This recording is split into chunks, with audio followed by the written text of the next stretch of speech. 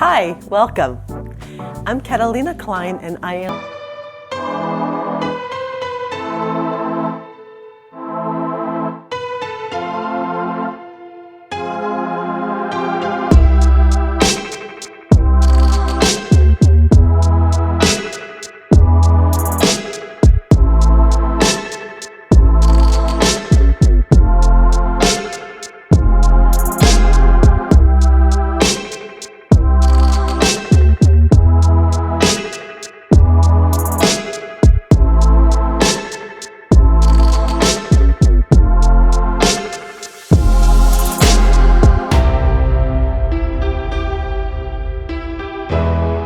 a one-bedroom little house made up of two 20-foot shipping containers. So the idea actually is to, obviously if it was on site, put them together. Since this is a showroom, we just decided to leave it open so that you could look at the spaces in a better fashion. So this little one-bedroom has a actually pretty generous sized kitchen. If you walk in here with me, you will see that this kitchen has a fairly large stove and cooktop, a refrigerator with freezer, dishwasher, little sink, and if you notice, I mean, the space is actually fairly generous. To the other side, we have a fairly generous bathroom. The showers, we like to build with 4 or 5 foot showers. It sort of gives you a feeling of a little bit more luxury. You're not stuck in this little box and you have room and it feels good. The idea here would be, if these were together, that there would obviously be a wall separating the kitchen from the bathroom. You would have a barn door, sliding glass door, that from the bathroom that would take you to the bedroom. This bedroom is, and we'll talk about the sizes a little bit later, but this bedroom is about 7 feet by 13 feet. And we now have a pretty generous sized closet. So we have a closet and even some storage space. As here we have the living room portion of this, and if it were a real house, what you'd end up by doing, obviously you could choose to put a half wall, a full wall, leave it open, your bed here. If it were a half wall, perhaps the couch could be facing this way with the TV on the other side, and you would enter through some the container doors that we could actually leave open. A little bit about these containers. These containers are 8 feet. The reason that they're not the high cubes is we could not get them in. However, we always build with high cubes. The finished ceiling height here is 7.3. And when we build with the high cubes, you get an extra foot. So your ceiling height is 8.3. So it's nice, it's generous. A little bit about the containers in the process. So every time you cut, you have to reinforce. This was left on purpose here so you could actually see the amount of steel that goes into reinforcing this. And this is not just for big openings like this. This is for windows, for small vent openings. And that keeps the structural integrity of the container. If not, it starts getting flimsy, and you obviously don't want that.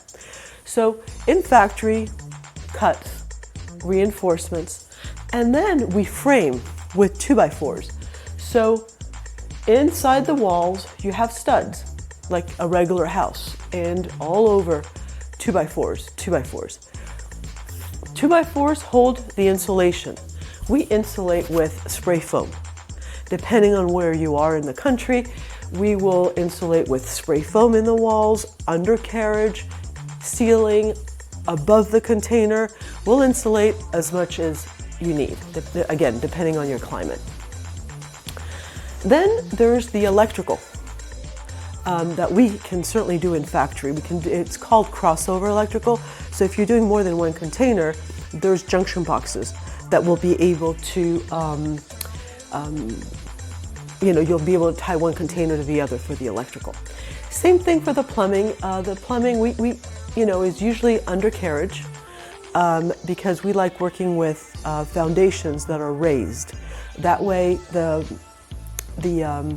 plumbing can just be underneath and come up through the flooring and not through the walls. The wall space after the insulation and the framing, you've actually chewed up 6 inches of an exterior wall. So if you just have one container, 6 inches and 6 inches, your inside space is only 7 feet. So you really don't want to start loading it up with more stuff. Code, International Building Code, a bedroom cannot be less than 7 feet wide. So we really, really have to be careful with the width. You have to keep preserving width as much as possible.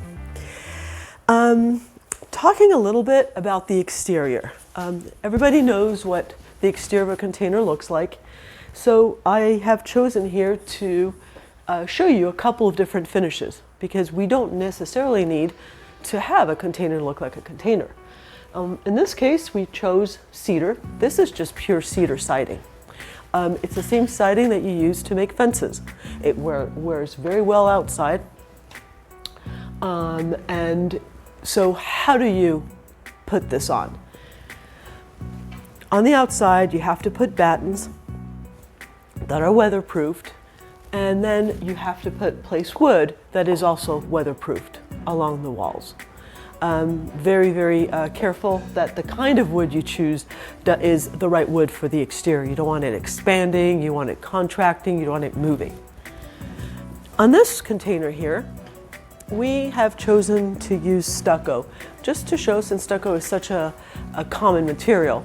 But in this case, we chose to make the stucco look like cement, sort of killing 2 birds with 1 stone, so that you could see a more modern look to the container. Flooring. Lots of different floors are available. We chose vinyl. There's a lot of bamboos on the market right now that are very, very interesting and that are not expensive at all. Going back to siding, if you look at my table right here, we have a lot of fun things. This is all different composites out of bamboo that are used for siding. Something like this, see, it could look great, and these are just, they attach one to the other. But again, extremely weatherproof, and nothing happens to them. All sustainable, again, bamboo. Another kind of siding, if you still want to stay with the sustainable bamboo, look how cool. If you were to put that on, again, a little bit more of a modern, less rustic look. Fiber cement boards, very, very modern, usually used for big commercial projects. Really cool. They're big panels, it can be cut in different ways. Again, nice mod. So you could basically do anything you want. A lot of people ask us about decking. What can you use? Let's go to one of these pictures. If you see this little house right here, this is basically what the same design as these 2 containers. Teeny little house, 2 20-foot containers, sliding glass door, bamboo siding, and a nice deck. So this deck is made out of regular bamboo, but you can also use this composite. I mean, you could do anything you want. I'm just giving you guys a bunch of different ideas of things that are available and that are really cool, not overly expensive. Different bamboo, again, very, very durable. Bunch of different ideas. So this is called the K320 because it's 320 square feet and it's a 1 bedroom. Let's take a look at our K160. K160 is just one 20-foot container. That is only 160 square feet, yet we've been able to create an entire little studio with it. Took us a while, but we figured it out. So this is the model for it. This is what it would look like, and this is the model. So if you see on one side, there's a full kitchen. Then there's like a little sitting, sleeping area, the closet, and the bathroom. So now let's take a look at what it would translate in real life. So this is that container. Here you have your kitchen. This would be like a 6-foot kitchen, 7-foot kitchen. This would be the sleeping area. The closet would be moved. The closet would be moved to about the wall. So it giving you another 3 feet of living space.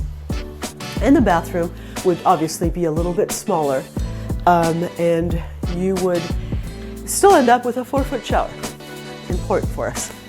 So your sleeping space, you would probably end up with a futon right here, a little table, a TV hooked up somewhere, and that's your efficient little 160 square foot home. These are really good for backyard structures, little granny flats, ADUs, whichever else. So again, thank you so much for joining us on a tour of the Kubed Living showroom. And follow us on Instagram, ask us any questions you would like. And if you are in Southern California, do not hesitate to give us a call, and you can take an actual tour of our showroom. I look forward to speaking with you soon, and even better, seeing you soon. Thank you.